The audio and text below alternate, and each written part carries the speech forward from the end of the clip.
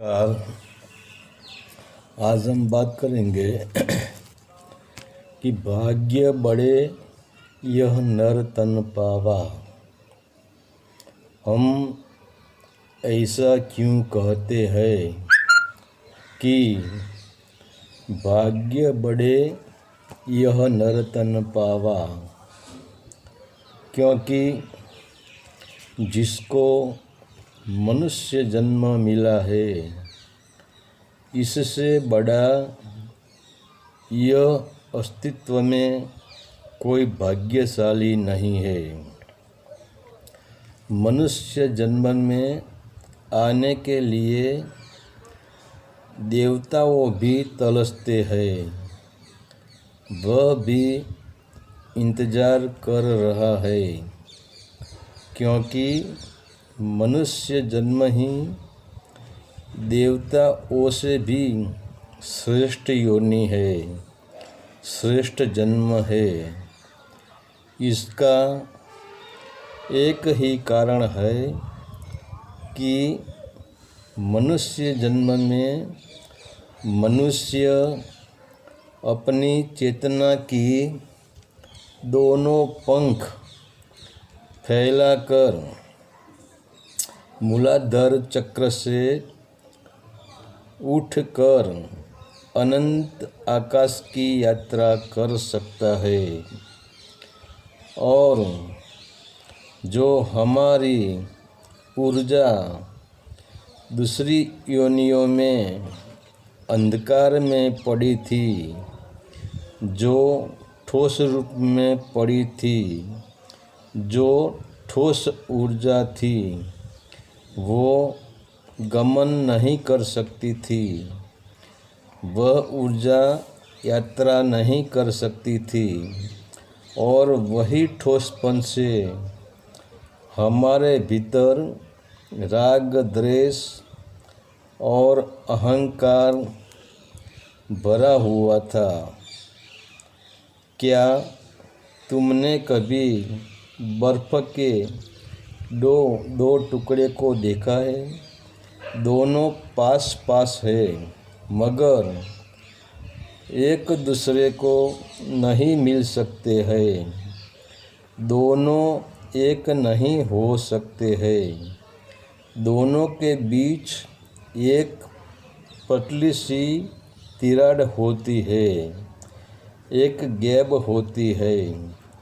फिर जब वही दोनों बर्फ़ पिघलने लगते हैं और तरल होते हैं, तो दोनों बर्फ़ के टुकड़े का पिघला हुआ पानी एक हो सकता है। फिर तुम इसको पहचान भी नहीं सकोगे कि यह पानी किस बर्फ़ के टुकड़े का है।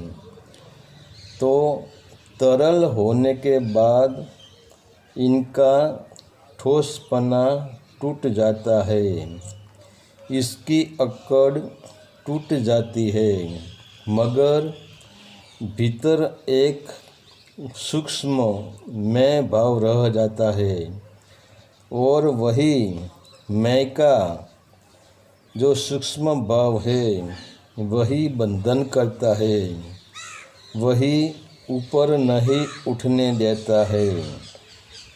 इसीलिए तो तुम पानी को कितनी भी कोशिश करके ऊपर चढ़ाने के लिए चढ़ाओ, मगर ऊपर जाकर भी जब इसे मौका मिलेगा, तो वह पानी नीचे की ओर ही बहेगा, वह संसार की ओर बहेगा, वह संसार की यात्रा करेगा, संसार में भटकाएगा, कादव कीचड़ में गंदा हो जाएगा, मगर ऊपर नहीं उठ सकता है।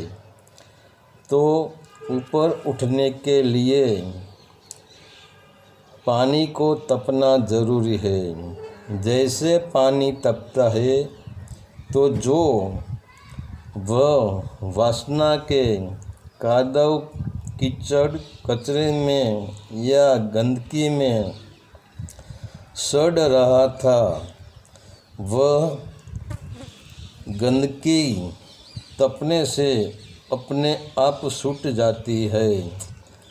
फिर इसको छोड़ने में कोई प्रयत्न करने की ज़रूरत ही नहीं है और वह पानी एक भाप बनकर अनंत आकाश की यात्रा पे चल पड़ता है।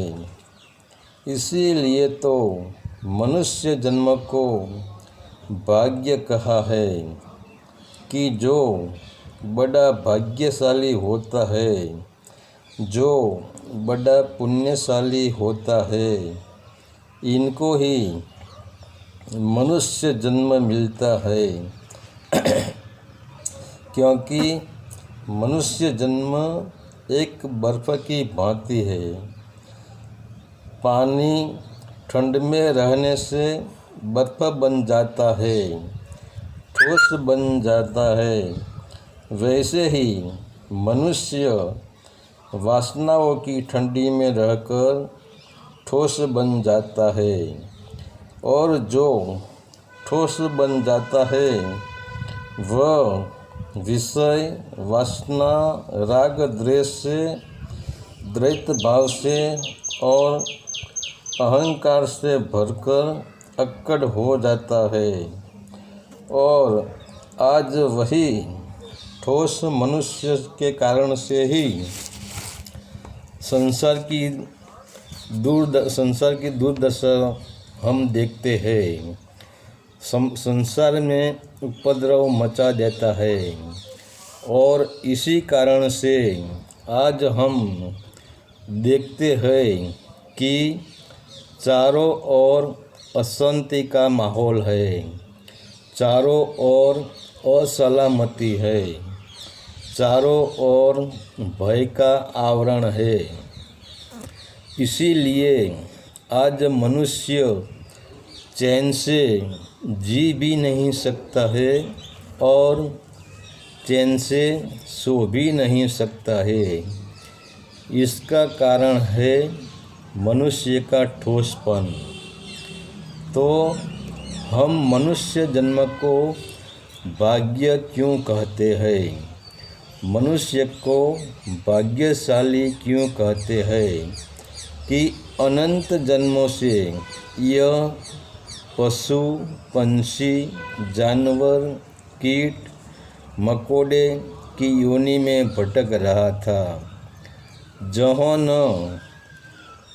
जहाँ वह ठोस ही था और यह देह में ठोस में से तरल बनने की कोई संभावना ही नहीं थी और तरल में से भाप बनने की तो संभावना कैसे हो सकती है?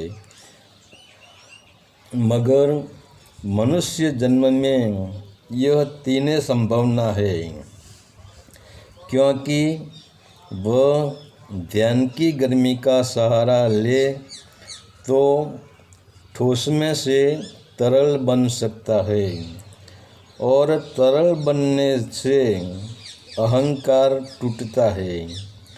फिर कई बार विषय वासना का कचरा आ जाता है और हमारी तरलता को अशुद्ध कर देता है।